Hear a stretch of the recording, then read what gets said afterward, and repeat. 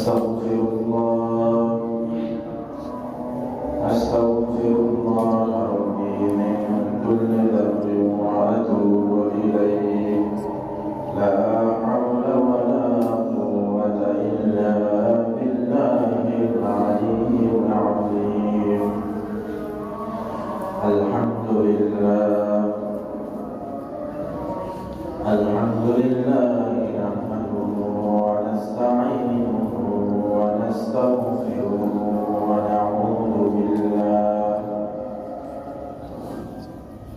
ونعوذ بالله من شرور أنفسنا ومن سيئات أعمالنا من يهد الله فلا مضل له ومن يضلل فلا هادي له ونشهد أن لا إله إلا الله وحده لا شريك له ونشهد أن محمدا عبده ورسوله الذي أرسله بالحق بشيرا ونذيرا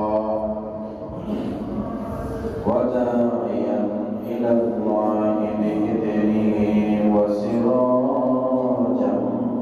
منيرا فقد قال الله تعالى في كلامه المجيد وفي فرقانه الحميد إن الله وملائكته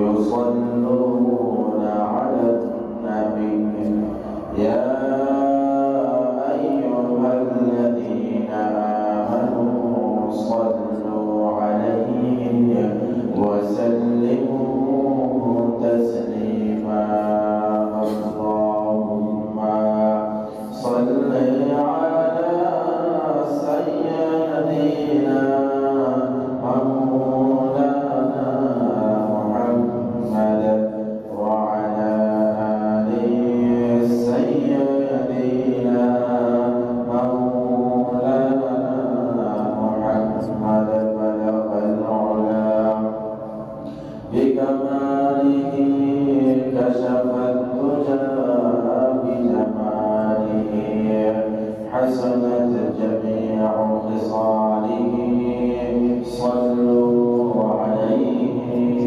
وآله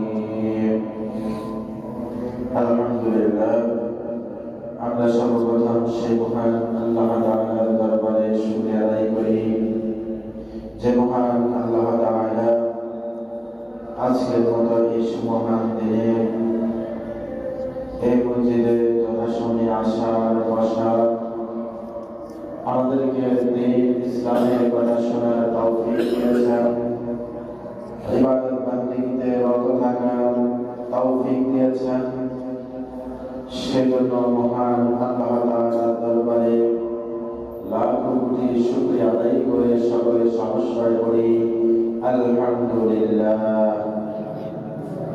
দরুদ সালাম পেশ করি বিশ্বমানবতার বিশ্বমুক্তির দূত বিশ্বনেতা যাকে কেন্দ্র করে আমাকে আপনাকে আল্লাহ তাআলা এই কুল কায়নাতকে সাজিয়েছেন সেই মহান মানবের প্রতি দরুদ সালাম পেশ করে সকলে করি সাল্লাল্লাহু আলাইহি ওয়াসাল্লাম। সম্মানিত হাজির, জামাতি উসানি মাসের আজকের 11 তারিখ জুমাবারে দ্বিতীয় জুমাতে এই মাসের আমাদেরকে যে আল্লাহ তাআলা আল্লাহর ডাকে সাড়া দিয়ে এখানে আসার বসার কোরআন এবং হাদিসের কথা শোনার জন্য সুযোগ করে দিয়েছেন, এটি বড় ভাগ্যের বিষয়, এটি বড় আনন্দের বিষয়, এটি বড় নেয়ামতের বিষয়। আজকের দিনে যদি আমি সিরিয়াতে থাকতাম আজকের এই দিনে যদি আমি ফিলিস্তিনে থাকতাম, আজকের এই দিনে যদি আমি গাজাতে থাকতাম, আজকের এই দিনে যদি আমি সিলেট উইঘুরে থাকতাম, তাহলে এত সুন্দরভাবে সামরিকভাবে মসজিদে আসতে পারতাম না। যারা মুসলমান হওয়ার কারণে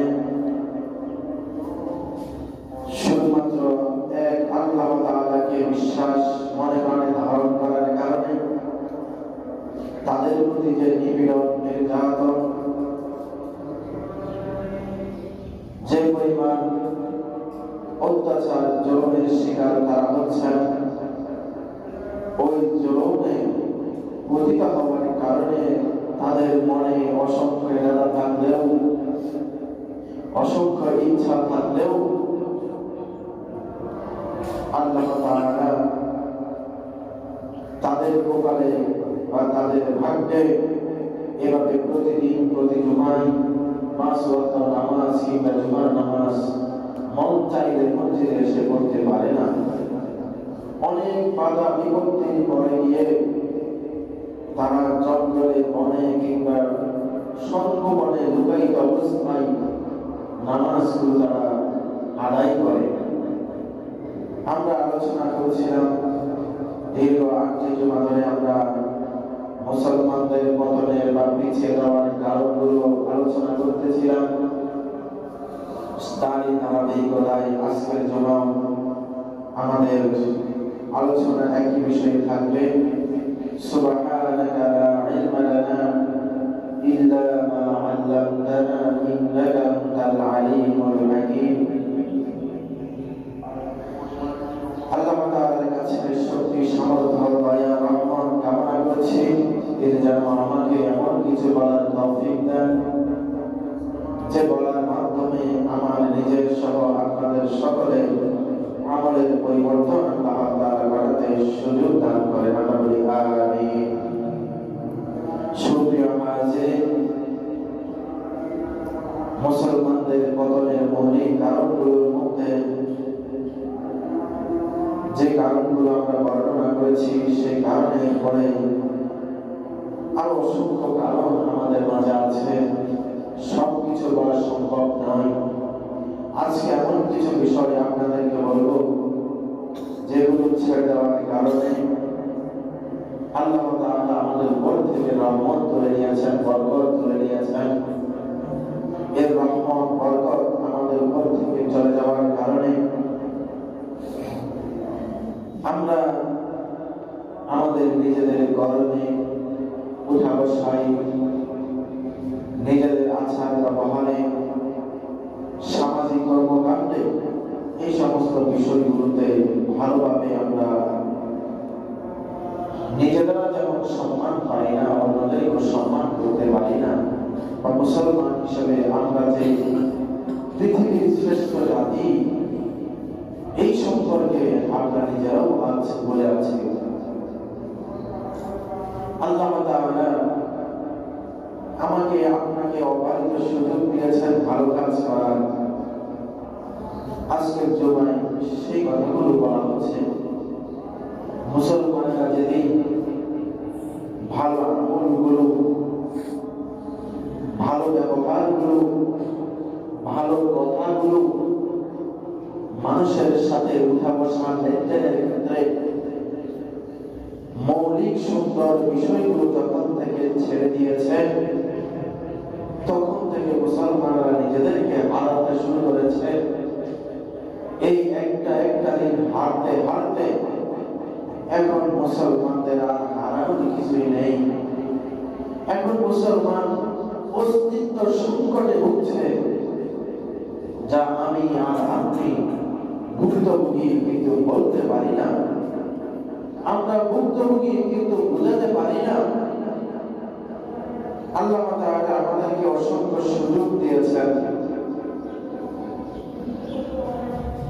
অসংখ্য সময় দিয়েছেন, কিন্তু আমরা মনে অজান্তে এই ভালো কাজগুলোকে ভুলে নিজেদের মন করা মতবাদকে প্রতিষ্ঠা করার জন্য, নিজেদের মন করা বিষয়কে সামনে রেখে নিজের জীবন করার জন্য আমরা উদ্গ্রীব হতে পারি, সুযোগ খুঁজতে পারি।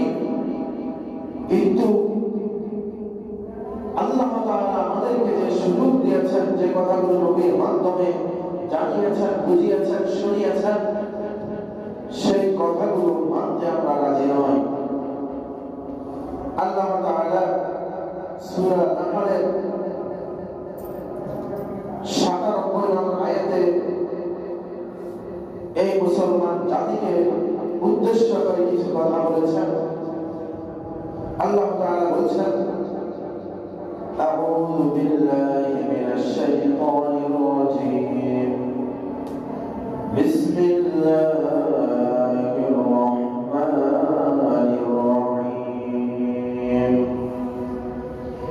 মান আমিলা সালিহান মিন যাকারিন আও উনসা ওয়া হুয়া মুমিন ফালানুহইয়ান্নাহু হায়াতান তাইয়্যিবাহ وَلَنَجْزِيَنَّهُمْ أَجْرَهُمْ بِأَحْسَنِ مَا كَانُوا يَعْمَلُونَ।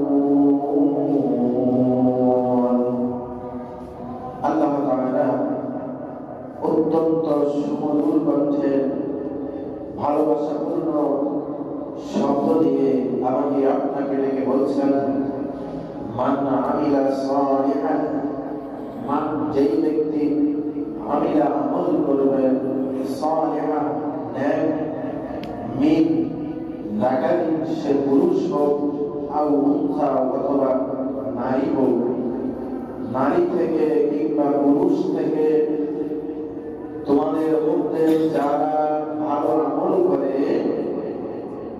ওয়া হুয়া মুমিন এবং সে ঈমানদার মুমিন, এই বিষয়টি সে নিশ্চিত করে,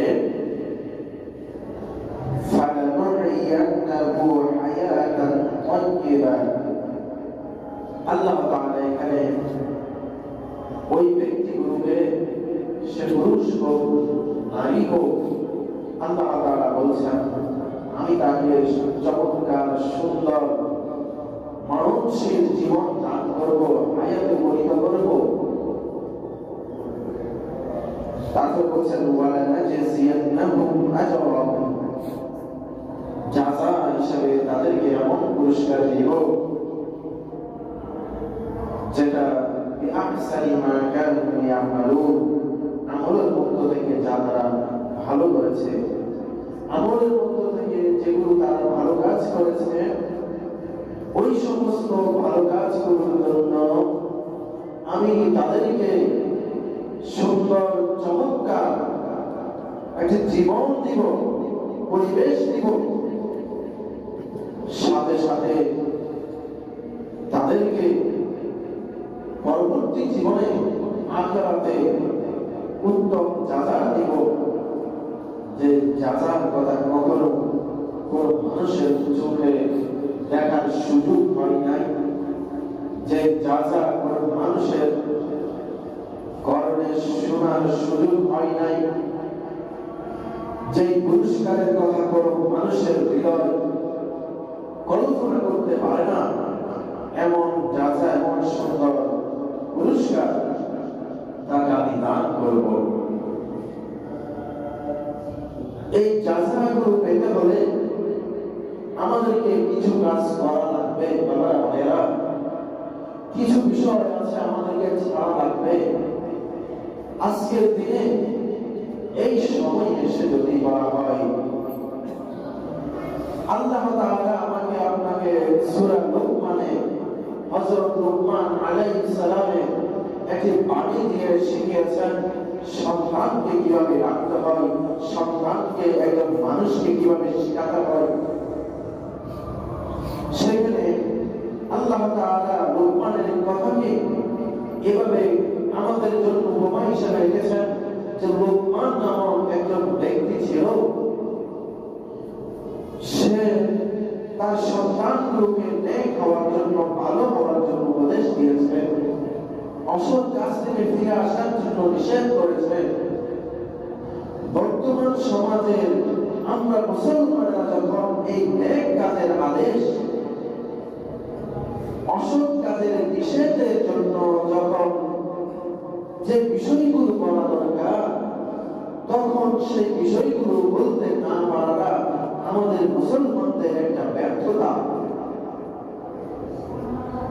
আল্লাহ তাআলা বলছেন লোকমানের কথাকে উল্লেখ করে, ইয়া বুনাইয়া আকিমিস সালাতা ওয়া'মুর বিল মা'রুফি ওয়ানহা 'আনিল মুনকার ওয়াসবির 'আলা মা আসাবাকা ইন্না যালিকা মিন 'আজমিল উমুর।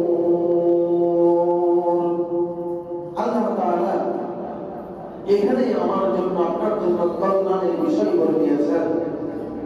লোকমান তার সন্তানকে ডেকে বলল, ও যে আমার সন্তান, ইয়া বুনাইয়া, ওই আমার প্রিয় সন্তান, আকিমিস সালাহ, তুমি নামাজ পড়ো, নামাজের উপর প্রতিষ্ঠিত থাকো, নামাজকে ছেড়ে দিও না। দুই নম্বরে বলেছেন ওয়া'মুর বিল মা'রুফ, নিজে ভালো কাজ করবে, সাথে সাথে তোমার বন্ধু বান্ধব, আত্মীয় স্বজন, পাড়াপড়শি, ভাই, সন্তান, সন্ততিকে ভালো কাজের আদেশ করবে। এরপরে বলছে ওয়ানহা 'আনিল মুনকার, তিন নম্বরে অসৎ কাজ থেকে নিষেধ করো।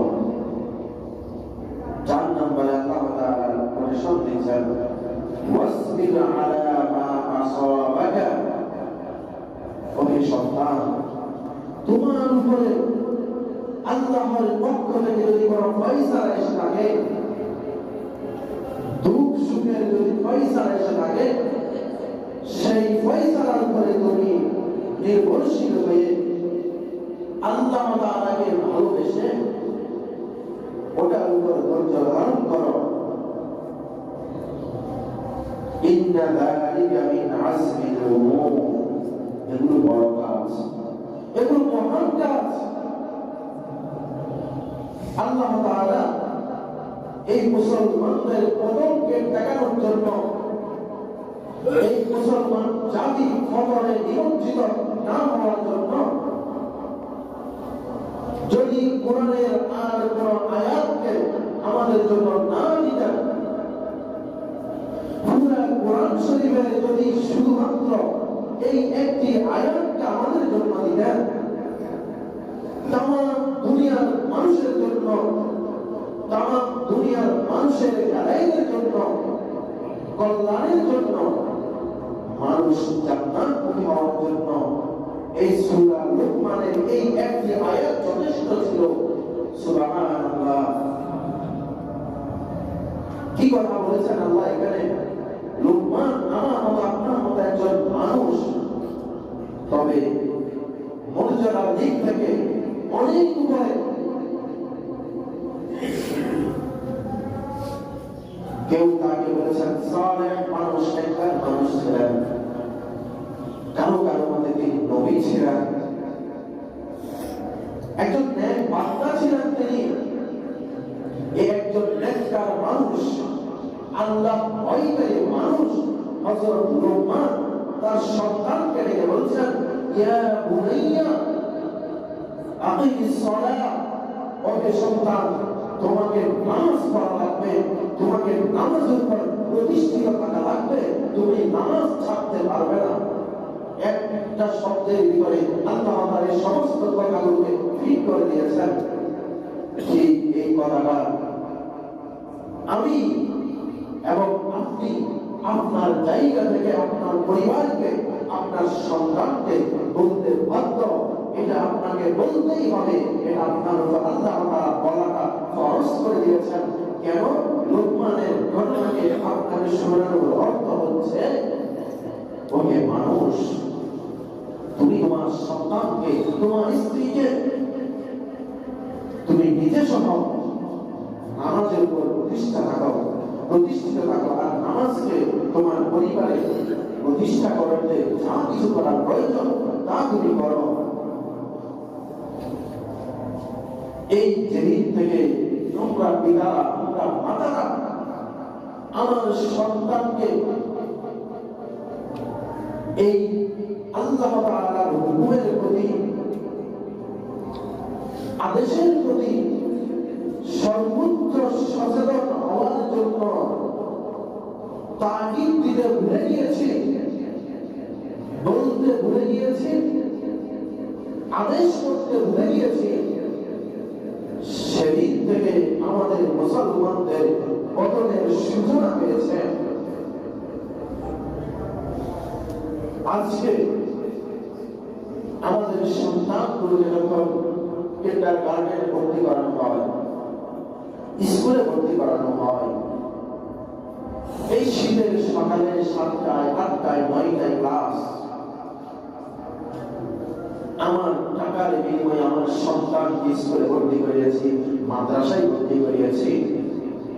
টাকা একটা লোক, সন্তান পড়ালেখা করবে একটা লোক। আমার সন্তান যদি এই স্কুলে মাদ্রাসায় না যায়, আমার টাকা লস হবে।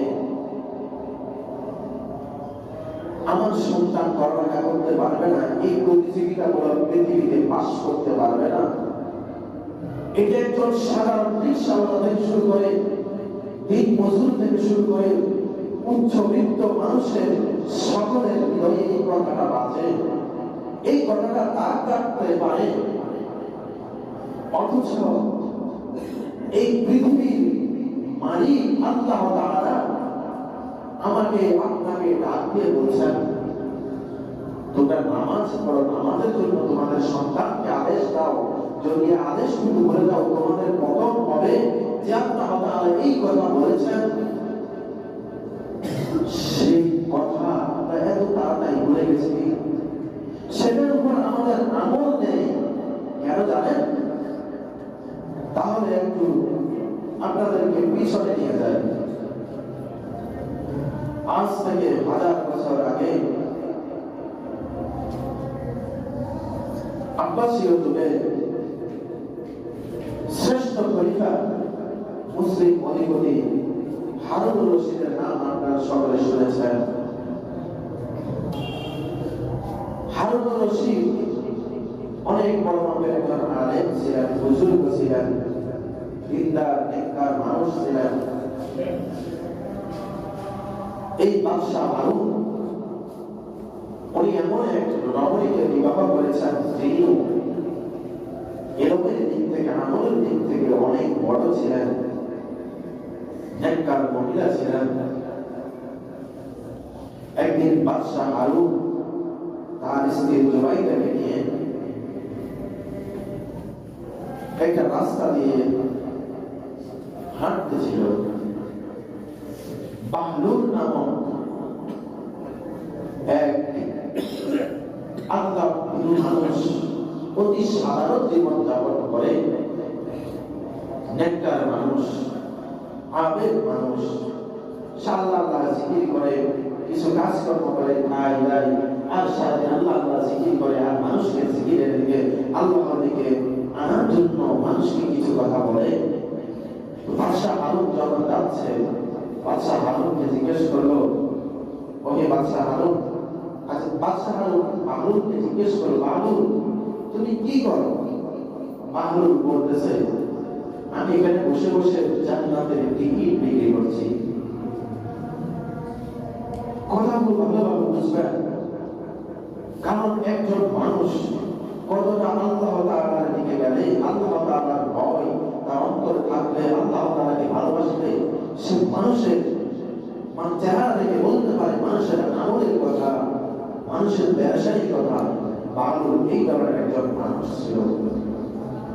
বাদশাহ বললেন, তাহলে তোমার জান্নাতের দাম কি? বলছে 1 টাকার বিনিময়ে জান্নাত, 1 দিরহামের বিনিময়ে আমি জান্নাত বিক্রি করবো, চাইলে নিতে পারেন। তো বাদশাহ বাহলুলকে অত বেশি কখন চিনত না।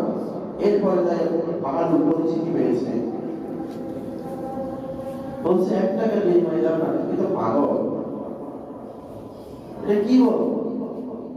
কিন্তু জুবাইদা ছিল চালাক। বাদশা হারুনের স্ত্রী তাকে 1 টাকা দিলেন, বললেন ঠিক আছে, তোমার জান্নাতের টিকিট হয়ে গেছে, তুমি চলে যাও। এরপরের দিন রাতে বাদশা হারুন স্বপ্নে দেখেন যে স্ত্রী জুবাইদা জান্নাতে গেছে, অনেক নিয়ামতের মধ্যে আছে। বাদশা হারুন ঢুকতে চাইলো জান্নাতে, বলে আমার স্ত্রী আমি জান্নাতে যাবো। বলছে তুমি তো জান্নাতের টিকিট করো নাই, তুমি কিভাবে জান্নাতে যাবে? এরপরে বাদশা হারুন তারপরের দিন এই স্বপ্ন দেখার পরে বাদশা হারুন বের হয়ে গেলেন বাহলুলের খোঁজে, কোথায় বাহলুলকে পাওয়া যায়। অনেক হাঁটাহাঁটি খোঁজাখুঁজির পরে এক রাস্তার পাশে বাহলুলকে পাওয়া গেল। নিজ ধ্যানে আপন মনে আল্লাহ তাআলাকে ডাকছে। এবার বাহলুলকে জিজ্ঞেস করলো, বাহলুল কি করো? বলে জান্নাতের, আজকে বলছে আমি জান্নাতের টিকিট বিক্রি করি। বলছে আজকে জান্নাতের টিকিট কত? বলছে আজকে জান্নাতের টিকিট হচ্ছে বাদশা হারুনের রাজত্বের অর্ধেক। কতটুকু? বাদশা হারুনের রাজত্বের অর্ধেক মূল্য হচ্ছে আজকে জান্নাতের টিকিটের দাম। বাদশা অবাক হয়ে বললেন, কালকে তুমি তো 1 টাকা দিয়ে জান্নাতের টিকিট বিক্রি করেছ, আজকে কেন তুমি বাদশা হারুনের রাজত্বের অর্ধেক চাচ্ছ? বাহলুল বলল, বাদশা জাহাপনা, গতকালকে যিনি জান্নাতকে ক্রয় করেছেন, জান্নাতের টিকিট ক্রয় করেছেন, তিনি না দেখে বুঝতে পেরে তিনি জান্নাতের টিকিটটা নিয়েছেন। আজকে তো আপনি বাদশা হারুনুর রশিদ স্বপ্নে জান্নাতকে দেখে কিনতে এসেছেন। আজকে আপনার রাজত্বের অর্ধেক যদি আমাকে দেন, তবেই আমি আপনাকে জান্নাতের টিকিট দিতে পারবো। বাদশা হারুন রাজি হননি, বলছে আমি অন্য কোন উপায়ে আল্লাহ তাআলাকে সন্তুষ্ট করে জান্নাতটাকে নিয়ে নেওয়ার চেষ্টা করব ইনশাআল্লাহ। যে উদাহরণটা দিয়েছি এটা আমি আপনাদেরকে বোঝানোর জন্য দিয়েছি, গল্প শোনানোর জন্য নয়। যে আল্লাহ তাআলা আমাকে লাভ লসের হিসাব শিখিয়েছেন, জান্নাত জাহান্নামের হিসাব শিখিয়েছেন, যতক্ষণ পর্যন্ত আমি ওই জান্নাত জাহান্নামকে দেখবো না, ততক্ষণ পর্যন্ত আমার অন্তরে ইয়াকিন আসে না। দুনিয়ার সামান্য লাভ আমার সন্তানের স্কুলে যাওয়া আসা না করলে ক্ষতি হবে, মাইন হবে, এটা বুঝে শীতের মন করে ঠান্ডাতে আমার সন্তানটাকে আমি ঘুম থেকে তুলে সুন্দর সোয়েটার জামা পরিধান করিয়ে তাকে স্কুলে নিয়ে যাচ্ছি, মাদ্রাসায় নিয়ে যাচ্ছি দুনিয়াবি লাভের জন্য। অথচ যে আল্লাহ তাআলা বলছে তাকে ফজরের সময় লেগে দাও, নামাজের জন্য জোহরের সময় তাকে নামাজের কথা বলে দাও, আসরের সময় তাকে নামাজের কথা বলে দাও, মাগরিবের সময় নামাজের কথা বলে দাও, এশারের সময় নামাজের কথা বলে দাও। সেই সময় তো আমি আমার সন্তানটাকে আল্লাহর ডাকে ডাক দিয়ে তাকে সেই মানের উপযোগী করে তোলার জন্য আমি চেষ্টা তো করি নাই, কারণ সেটা আমি দেখি না। এই না দেখার কারণে আমাদের একটু একটু মন থেকে আল্লাহ তাআলার ভালোবাসা, নবীর প্রেম, নবীর মহব্বত উঠতে লাগলো। আর এগুলো উঠার পিছনে বড় কারণ হচ্ছে সৎ কাজের আদেশ দেওয়াটাকে আমরা বন্ধ করে দিয়েছি, অসৎ কাজের নিষেধ করাটাকে আমরা বন্ধ করে দিয়েছি। যদি আমরা আমার সন্তানকে নামাজের শিক্ষা দিতে পারতাম, যেটা আমি আয়াতের ছোট্ট একটা শব্দের মধ্যে বলেছি, ইয়া বুনাইয়া আকিমিস সালাহ, লোকমান তার সন্তানকে নামাজের শিক্ষার কথা বলছে, নামাজের উপর প্রতিষ্ঠিত থাকার কথা বলছে। সেই শিক্ষাটা যেন আমি আমার পরিবারকে দিই, আমার সন্তানকে দিই। আল্লাহ তাআলা সেটাকে ইঙ্গিত করে আমাকে শিখাচ্ছেন, তুমিও তোমার পরিবারকে, সন্তানকে এই কথা বলো। 2 নম্বরে বলেছেন ওয়া'মুর বিল মা'রুফ, সৎ কাজের আদেশ দাও, সন্তানকে ভালো কাজগুলো শিখাও, এবং আশেপাশের যে সমস্ত মানুষগুলো আছে তাদেরকে ভালো কাজের দিকে রাখো। যারা অন্যায় কাজ করে, গর্বিত কাজ করে, গুনাহের কাজ করে, তাদেরকে গুনাহ থেকে বাঁচার জন্য বলো। এরপরে আল্লাহ তাআলা 4 নম্বরে বলছেন ওয়াসবির আলা মা আসাবাকা, যে বিপদ, যে মুসিবত, যে পরীক্ষা বান্দা তোমার উপর আসে, সেই পরীক্ষার উপরে তুমি সবর, ধৈর্য ধারণ করো। যেটা লোকমান তার সন্তানকে বলছে, সন্তান তোমার উপর আসা বিপদ, আপদ, মুসিবত, এটার উপরে ধৈর্য ধারণ করো। এগুলো হচ্ছে বড় কাজ, এগুলো হচ্ছে মহান কাজ। এগুলো করতে পারাটাই হচ্ছে মহত্বের লক্ষণ, মহৎ হওয়ার লক্ষণ। সুপ্রিয় হাজির, এই তো গেল 1 নম্বর বিষয়, যে মুসলমানদের ছোট ছোট নেক আমলগুলো ছেড়ে দেওয়া, সৎ কাজে অসৎ কাজে এই বিষয়গুলো বুঝে আদেশ এবং নিষেধ করা। এগুলো ছেড়ে দিলে আমাদের যে পতন হয়, আমাদের যে পতন অনিবার্য, দেখার পরেও সেটা আমরা দেখি না। এরপরে আমরা কোরআন থেকে বলছিলাম, এরপরে আল্লাহ তাআলা আমাদেরকে কোরআনের মধ্যে বলেছেন, তোমাদেরকে আমি এমন এক কিতাব দিয়েছি যেটা তামাম দুনিয়ার সমস্ত মানুষের জন্য কল্যাণ বয়ে আনে, সমস্ত মানুষের জন্য শিক্ষা বয়ে আনে, সমস্ত মানুষের ভালো মন্দের দিক নির্দেশক হিসেবে যেটা কাজ করে। সেই দিনটা মৌলিক একটা সার নির্যাস যেখান থেকে পাওয়া যায় সেটা হচ্ছে কোরআন। সেই কোরআনটাকে যখন আল্লাহ তাআলা বলেছেন যে তোমরা তোমাদের প্রতি সকালে কোরআন তেলাওয়াত করো, এই কোরআন তেলাওয়াত তোমাদের জন্য হাসরের ময়দানে একটা ডকুমেন্টস হবে, একটা সাক্ষ্য হবে, একটা দলিল হবে। তোমরা সেই কোরআন তেলাওয়াতটাকে তোমাদের ফজরে ভুলে গিয়েছ, যে সময়টা থেকে মুসলমানেরা দিনের কাজ, মধ্যরাত পর্যন্ত কাজ অযথা গল্পে নিমজ্জিত হয়ে রাতটাকে নষ্ট করেছে, আর সকালটাকে ঘুমের জন্য ধারণ করেছে। সেদিন থেকে মুসলমানদের পতনের আরো একটি কারণ শুরু হয়ে গেছে। কেন?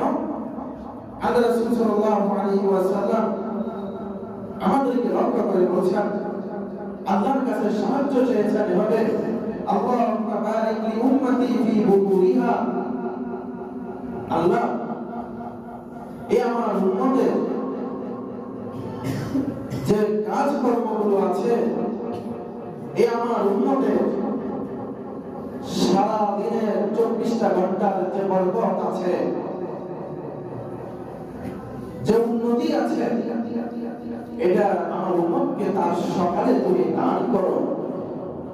আল্লাহ রাসূল সাল্লাল্লাহু আলাইহি ওয়াসাল্লাম আল্লাহর কাছে যেটা চেয়েছেন পান নাই, এই ধারণা যদি কারো অন্তরে দিল পরিমাণ থেকে থাকে, শুনে রাখেন, মনের কান খুলে তার ঈমান নেই। কারণ আল্লাহ রাসূলের প্রতিটা কথা, আল্লাহ রাসূলের হাদিসের প্রতিটা শব্দ যদি আপনি বিশ্লেষণ করতে যান, বাস্তবিকতা খুঁজতে যান, তাম দুনিয়ার বিজ্ঞানের বৈজ্ঞানিক যত ফর্মুলা আছে সমস্ত ফর্মুলা শেষ হয়ে যাবে। নবীদের বলেছেন আল্লাহুম্মা বারিক লি উম্মতি ফি বুকুরিয়া। এটাকে ব্যাখ্যা করে এটা কোন মানতের কারণে আল্লাহ রাসূল বলেছেন সেটাকে তারা খুঁজে বের করতে পারবে না, পারলেও তারা শেষ অবধি যেতে পারবে না। কেন আল্লাহ রাসূল সকালে বরকত চেয়েছেন?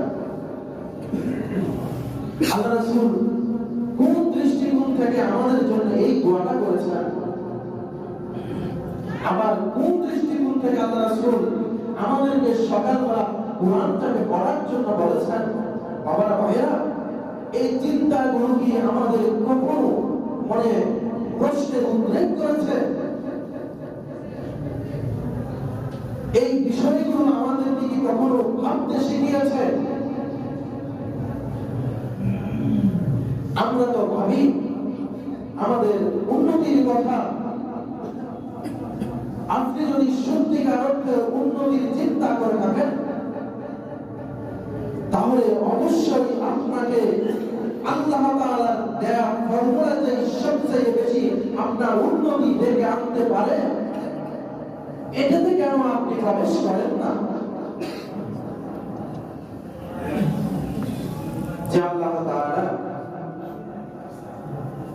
আমাকে আপনাকে ফজরের কোরআন তেলাওয়াতের জন্য বলেছেন, কোরআনের মধ্যে বলেছেন যা তা বিষয় নয়, আমার মুখ থেকে বলা কথা নয়। আল্লাহ কোরআনে আল্লাহ তাআলা বলেছেন যে সকালের কোরআন, ফজরের কোরআন নাম ধরে বলেছেন ফজরের কোরআন। আপনাদেরকে দুইটা কথা বলি, যারা সায়েন্সে পড়েন কিংবা যারা মানুষের দেহ অঙ্গ প্রত্যঙ্গ নিয়ে গবেষণা করে, তাদের কাছে আমার এই দুইটি প্রশ্ন নিয়ে যান। যদি কোন মুসলমান এই ফজরে আল্লাহ তাআলা যে সময়টাতে নামাজের জন্য ডাকেন, ওই সময়টাতে যদি বান্দা না উঠে থাকে,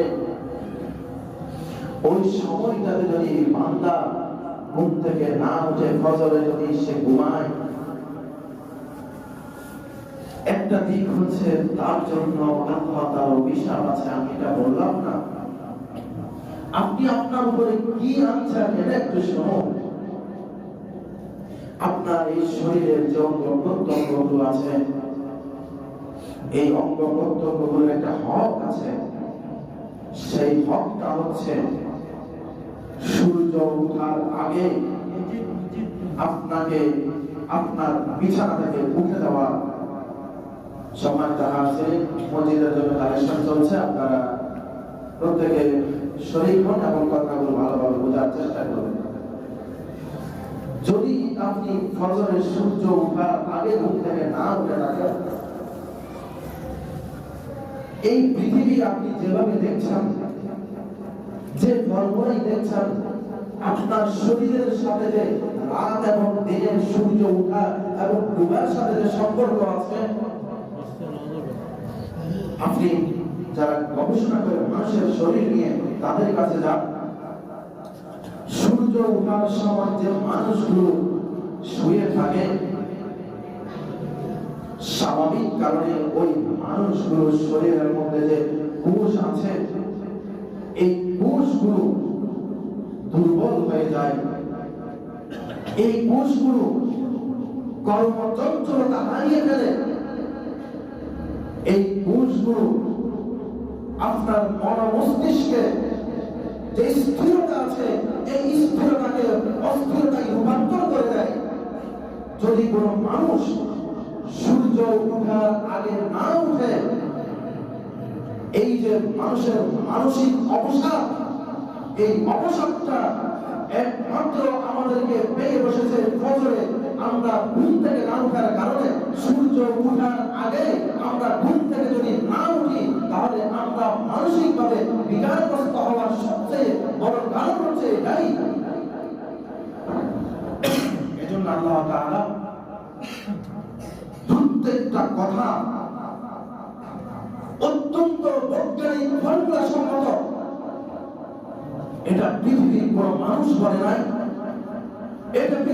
বিজ্ঞানী বলে নাই, এই কথাটা বলেছেন আমাকে আপনাকে, এই তাম পৃথিবীকে যিনি সাজিয়েছেন। আর তাম পৃথিবী যাদের জন্য সাজিয়েছেন সেই তারা আমরা মানুষের জন্য আল্লাহ তাআলা বলেছেন। আপনার কাছে এত সহজ মনে হয়? আল্লাহ তাআলা বলেছেন ওয়াত-তিনি ওয়াজ-যাইতুন ওয়া তুর সিনিন ওয়া হাযাল বালাদিল আমিন লাকাদ খালাকনাল ইনসানা ফি আহসানি তাকওয়িম।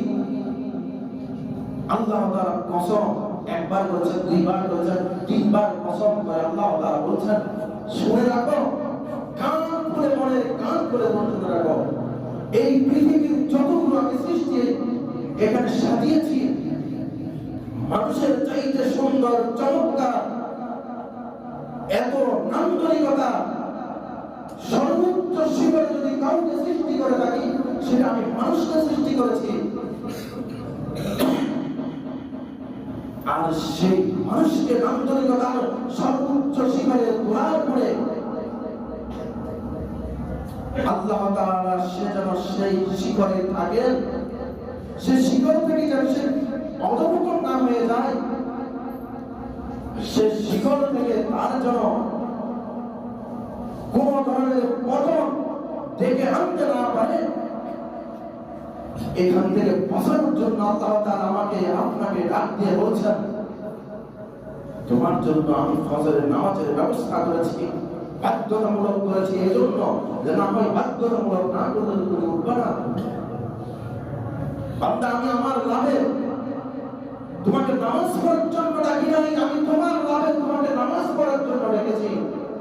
আমি চাই তোমাকে শ্রেষ্ঠ মানুষের মর্যাদায় রাখার জন্য। কেন? কারণ তুমি যদি মানসিক বিকারগ্রস্ত হও, তুমি যদি অবসাদ হয়ে যাও, অবসাদের ছুটে পাঁচতলা উপর থেকে লাফ মেরে মরে যাও, ওখান থেকে বাঁচার জন্য আমি তোমাকে এই সকালবেলা উঠতে বলেছি বান্দা। ও বান্দা, তুমি হিংস্র বাঘকে ছিল, কিন্তু মানসিক অবসাদগ্রস্ত মানুষগুলো কোনটা বাঘের কাছে আর কোনটা নিজের ঘর বুঝে না। মানসিক অবসাদগ্রস্ত মানুষগুলো ফুটপাতের খানা খায়, সে বুঝে না যে ঘরের খাবার আর ফুটপাতের খাবার, যেটা ডাস্টবিনের খাবার, সেটার মধ্যে পার্থক্য করতে পারে না। আমি চাই তোমাকে সেই পার্থক্য চোখ দিয়ে দেখিয়ে দিতে বান্দা, তুমি সেই পার্থক্যগুলো দেখো না। আমি চাই না তুমি আমার কুকুরের সাথে, সিংহের সাথে, হিংস্র জানোয়ারের সাথে, হাঁস মুরগির সাথে, অপবিত্র প্রাণীগুলোর সাথে তুমি একসাথে খানা খাও। আমি চাই তোমাকে শ্রেষ্ঠত্বের আসলে সমাসীন করে তোমাকে এটা জানিয়ে দিতে যে তোমাকে যে শ্রেষ্ঠত্ব দিয়েছি তুমি সেটা ধরে রাখো, তোমাকে সবাই সম্মান করবে। কিন্তু আজকে আমরা যাদেরকে সম্মান করি, যাদেরকে সম্মানের আসলে বসাই, তারা আমাদের কারণে সম্মানিত। যারা আজকে পৃথিবীতে খানা খায়, মনে রাখেন এরা মুসলমানদের কারণে আল্লাহ তাআলা এই দুনিয়াতে যে মুসলমানেরা আল্লাহকে ডাকেন, এই রহমতের উসিলায় তারা খানা খায়। তাদের দয়ায় আপনারা চলেন না। আল্লাহ দয়া করেছেন বিদায় আমাদের প্রতি, তারাও চলে, আমরাও চলি। যেদিন আল্লাহকে ডাকার মতো কেউ থাকবে না, সেদিন তো সবাই চলে যাবে, সেদিন তো দুনিয়া ধ্বংস হয়ে যাবে। সেদিন আল্লাহ এই দুনিয়ার দরকার নাই, কারণ আল্লাহ তো এই দুনিয়া সৃষ্টি করেছেন আল্লাহকে ডাকার জন্য। এখানে মানুষ ডাকবে আল্লাহ তাআলাকে, মানুষ ছাড়া তো অনেক প্রাণী থাকবে সেদিন পৃথিবীতে আল্লাহকে ডাকার জন্য। তাহলে কেন আল্লাহ তাআলা সেদিন পৃথিবীকে ধ্বংস করবেন? প্রশ্ন থাকে মনে, দিলকে কখন কি প্রশ্ন করছেন? মানুষ যেদিন একটা শেষ মানুষ আল্লাহকে ডাকার আমার শেষ মানুষের উপনীত হয়ে যাবে, সেদিন আল্লাহ তাআলা কিয়ামত দিবেন কেন? প্রশ্ন রেখেছে কখন? অথচ এত প্রাণী আল্লাহ তাআলাকে ডাকে কেন? এটা আমার মর্যাদা, আপনার মর্যাদা যে শ্রেষ্ঠ, এটা বোঝানোর জন্য। যে মজলিসে প্রধান অতিথি আসে না, বিশেষ অতিথি আসে না, যারা আয়োজন করেছেন তাদের আয়োজনটা বৃথা যায়, যারা এসেছেন তাদের আশাটাও বৃথা যায়। ঠিক না ঠিক? যেই মজলিসটা আমার জন্য, আপনার জন্য সাজিয়েছেন, সেই মজলিসে যদি আমি আর আপনি প্রধান অতিথি হিসেবে না থাকি, তো দরকার কি আর মজলিসের? সেই মজলিস তো ভেঙে যাবে। আল্লাহ তাআলা সেই মজলিস ভাঙার আগে আমাকে আপনাকে ডাক দিয়ে মজলিসটাকে ঠিক করার জন্য বলেছেন। এজন্য বাবার ভাইরা, আমাদের পতনের কারণগুলো চোখ দিয়ে আল্লাহ তাআলা আমাদেরকে দেখিয়ে দিচ্ছেন। সৎ কাজের আদেশ করো না, অসৎ কাজের নিষেধ করো না, নামাজের আদেশ করো না। আমি যে তোমাদেরকে ফজরে কোরআনের কথা বলেছি সেটা তোমরা বলো না, তাহলে তোমরা কিভাবে বরকতের আশা করো? তোমরা কিভাবে দুনিয়াতে শ্রেষ্ঠ জাতি হওয়ার আশা করো? এটা তো অবান্তর। সুপ্রিয় হাজির, আজকের এই বিষয়টি এ পর্যন্ত থাকুক। ইনশাআল্লাহ আগামী জুমায় আমরা এর পরবর্তী বিষয়ে আলোচনা করব। সম্মানিত হাজির, আপনাদের কাছে আবেদন জানাচ্ছি আমাদের সম্মানিত অধ্যক্ষ মহোদয় হুজুরের জন্য, হুজুরের পরিবারের জন্য। হুজুরের পক্ষ থেকে আপনাদেরকে সালাম জানানো হয়েছে। আপনারা সবাই হুজুরের জন্য এবং হুজুরের পরিবারের জন্য দোয়া করবেন।